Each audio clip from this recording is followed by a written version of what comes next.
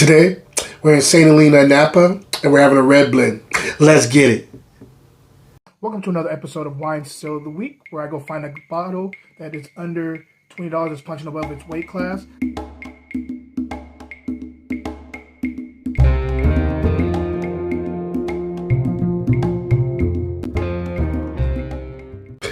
Hello. What's up, y'all? How y'all doing? Hope everybody's having a wonderful week. It is Friday. I cannot wait to get into this bottle with you. It's currently Publishers Week on Grapes and Sam newsletter, my newsletter platform. And so if you get a chance, go check that out. I have a lot of stuff coming your way. I'll talk a little bit more about it at the end of this video. So stay tuned for that. But yeah, it's I got some really cool stuff coming your way, whether you are paid or a free subscriber. And so definitely take note and stay to the end of this so you can check out what I got going on. I do apologize up front. I'm a little congested because allergies and stuff. I'm going to attempt to try to smell this wine. We'll see how that works out. I know I can taste, but the nose is a little bit, one nostril is a little clogged, but we'll see. Let's get right into it. Today, we're in St. Helena, Napa. We're talking about the 2022 Parched Red Wine Blend out of Napa Valley. And this is by Thomas Boget's. And they have their own like tasting room out there or whatnot. So they're pretty well known as far as that location. They have a really, from what I heard, their Cabernet is awesome. So I am curious to know how this is going to rest on my palate. So let's get right into it. On the nose. It's really hard. Blackberry cassis, black pepper going on here. By the way, the blend from what I found out was Cabernet Sauvignon, Petit Syrah, Petit Verdot, and Merlot in here, I believe, too. Definitely a little bit of black currant going on here, too. Some wet soil here.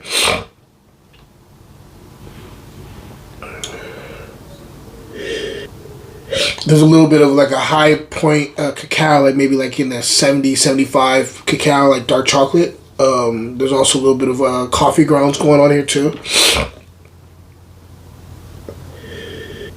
I'm getting blueberry. I'm getting some leather here too. That's going to be new car leather along with a little bit of a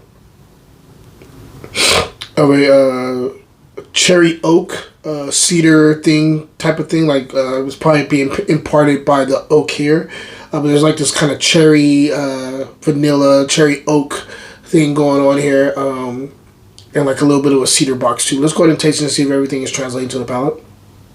Wine Still of the Week will be right back. I've just created a show called Drinking with Dads, and I'm a wine dad, like a regular dad but aged. To pick up your own V-neck, go to the link in my bio or fruitandglassgear.etsy.com. Cheers. Now back to the show. Great mouthfeel. Great grip here. Definitely a full-bodied wine if we're talking about the body here and the structure. This is a full-bodied wine. Nice long finish. Great mouthfeel here. Very beautiful, elegant, just velvety mouthfeel here. Definitely dry here. Tannins here, medium plus. Nice dryness on the outside. Very supple tannins, but very like they're there. They're rigid. They're there. But approachable, not too crazy. But they're there. There's a little bit of a black tea component on the finish, and I'm going to get into it in a second. Acid is medium minus, which I expect with some kind of like one of these bigger, bolder blends. Definitely like a medium minus here, but this is, just so you know, this is a delicious bottle of wine already. I'm already digging this quite a bit. I like the flavor profile. I'm going to get into that in a second. I like the structure here. Punching way above its weight class, in my opinion. And I'm gonna talk about the price soon too. Let's taste a little bit more. This thing approaches with this kind of blackberry, black currant, and like also like a nice little tobacco box. It actually mostly kicks in more in the second to third quarter, but it's delicious. It's really nice, flavored, like Nicaraguan tobacco, very smooth on the mid palate to the finish. I just want quite a bit. Let's taste a little bit more. Yeah, that cassis thing is starting to kick in now too. Kind of in the first to second quarter. An extensive finish, but it gets drowned out by a little bit of the blueberry.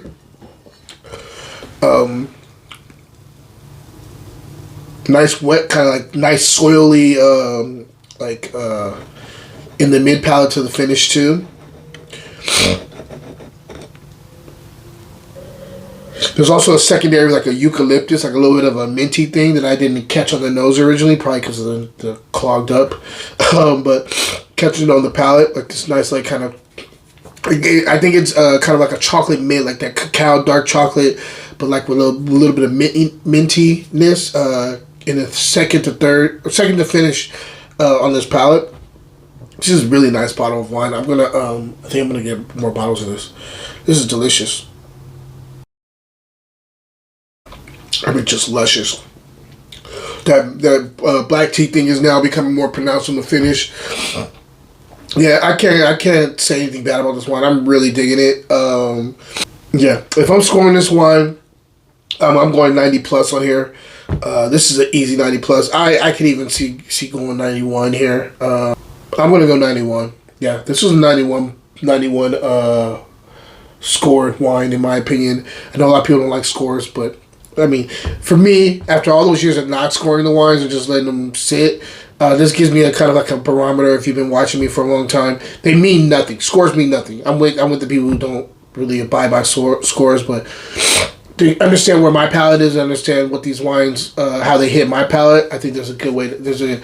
I need to have some kind of scoring mechanism for you guys to understand it. For me, not to say that I am a professional taster, but not to say that I'm one of these people that get paid to score the wines. It's really just for me and you guys who are watching. So I don't know why I felt like I needed to explain that, but I just needed to explain that for whatever reason. Yeah, there's 91 points in my opinion. The still here is, I got this from Grocery Outlet, which is kind of crazy. And the price was $7.99. So this is a case buy easy. $7.99 for a bottle that's tasting like it's about $40 in my opinion. Is definitely something that you need to get your hands on. Whether it's for the summer, the winter, the fall, this is a good bottle. Really, really good bottle, and I highly recommend it if you get your hands on it. Other than that, let's talk about the newsletter. It is, again, our Publishers Week. We have one article dropping, hopefully today. I got some other stuff coming your way. This is the time to get on, guys, because prices could change. I'm really trying to get, whether you're a free subscriber or paid, I appreciate you. And please share as much as you can, because I don't know if you guys know this, but this is something I've been really putting a lot into. So if you want to support what I got going on, and you also want to get really, really quality content, please go check out my newsletter. It's on Substack, and it's Grapes and Sand. I will definitely have the link and the information in my information for this video. And other than that, my question of the day is: what was the last bottle that surprised you? I hope you guys are having a wonderful weekend. Happy Mother's Day to all the mothers out there. I cannot wait to enjoy my lady and her Mother's Day. We're going to do hers early on Saturday, and we're going to celebrate her mom on Saturday, and on Sunday we're going to go see my family and celebrate all the mothers over there on that side too. So just happy Mother's Day to all the mothers out there, and we love and need you in our lives. Guys, till next time, cheers.